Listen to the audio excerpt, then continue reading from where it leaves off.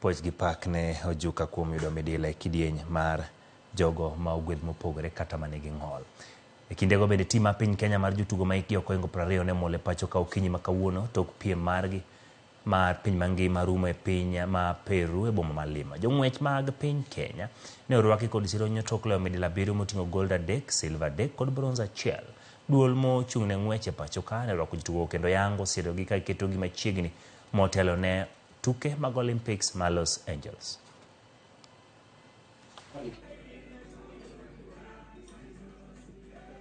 Karibu Henry Lebo. Makofi kwa Senior Vice President Mr. Nafurahia sana kupata hii gold. Maana iko rahisi. Nilipata motivation kutoka my parents, my coach and my sister Mary Mora. Wamekaa wakinimotivate sana.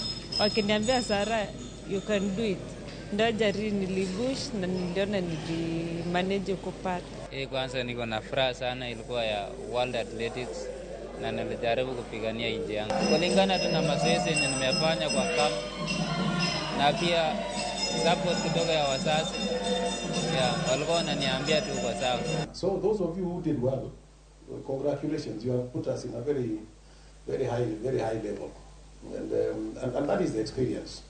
When you go out there, I hope you have learned some experience. You have learned how to do things, how to compete, and you need more competitions. And I want to thank the subcommittee, the youth subcommittee, and of course Senior Vice President for organizing most of these things, so that you can get more experience, because that is the only way you can win.